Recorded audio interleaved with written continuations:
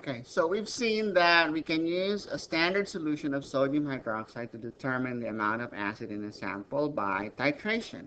Now, sodium hydroxide, unfortunately, is easily contaminated by water vapor and carbon dioxide upon exposure to air. So the concentration of sodium hydroxide in a solution cannot be reliably determined from the mass that you use to prepare the solution.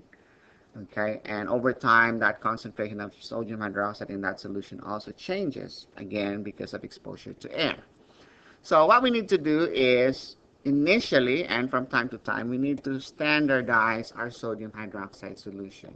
The solution that we use to determine the amount of acid in a sample, the standard sodium hydroxide solution, must first be standardized. So we have to standardize the sodium hydroxide solution itself.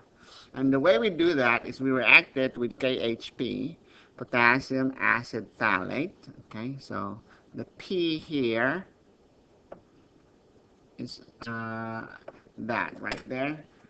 Okay, so P is not phosphorus here. P is abbreviation for phthalate, PHTHALATE, and the structure of that molecule looks something like this, or that ion. Okay, C double bond. So you have H's here.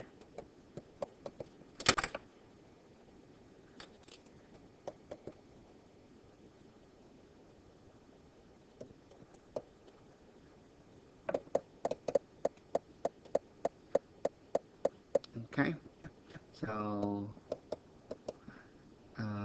minus and potassium there, and you have an H here. Okay, so the acid, the H plus from the acid in KHP is this one right here. So this is the H plus that reacts with the sodium hydroxide. Okay, so you'll notice that's 1, 2, 3, 4, 5, 6, 7, 8 carbons. And then you have 1, 2, 3, 4 hydrogens. And you have 4 oxygens. 1, 2, 3, 4. So that's your phthalate ion. Okay, so C8H4O4 with a -2 charge is phthalate ion. If you have an H in front of that, then that's called the biphthalate ion. So this is all, KHP is also known as potassium biphthalate. So anyway, KHP is an example of what's called a primary standard. A primary standard is a substance that can, whose amount can be reliably measured, okay, and it's not readily contaminated. So you react with sodium hydroxide with KHP, and in the process of doing that, you're able to determine the concentration of the sodium hydroxide. So once you've figured out the sodium hydroxide concentration, you can now use it to titrate other acids, and when that happens, you say that you're using what's called a secondary standard. KHP is your primary standard. So let's look at an example here.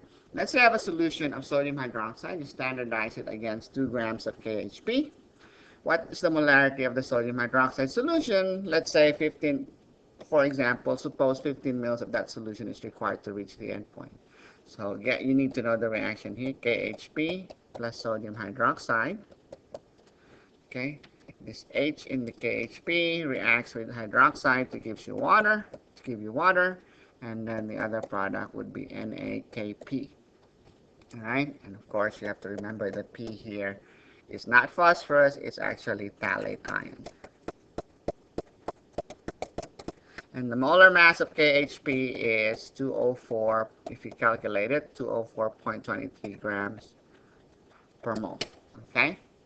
So, let's look at this question right here. You know how much sodium hydroxide was used, what volume, but you don't know what the molarity is. Okay? But you do know how much KHP you used.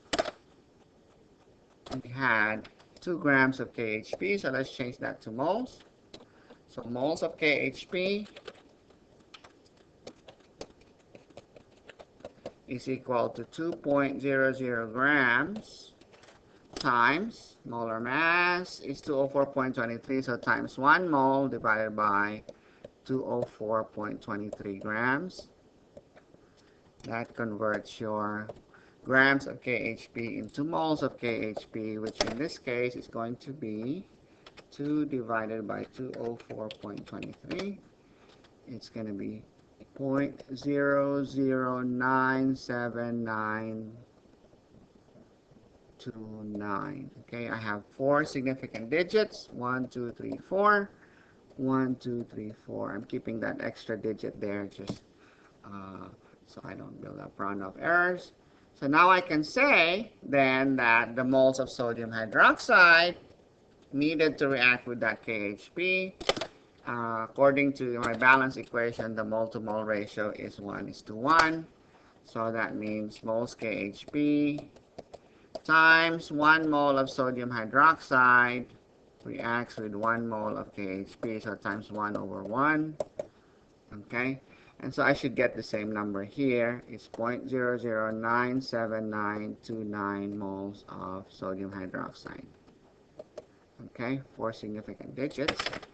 So now I can calculate the molarity of my sodium hydroxide. Molarity is moles of sodium hydroxide divided by the volume of the sodium hydroxide that contain that many moles, which is the 15 mL we use for our titration. So moles is 0.009792 with 4 sig figs divided by the volume, which is 15.00 times 10 to the negative 3 liters. That's milliliters. And so that gives you 0.009792 divided by 15. 0.0015, I'm sorry, 0.009792 divided by 15 times 10 to the negative third equals 0.65286, 4 significant digits.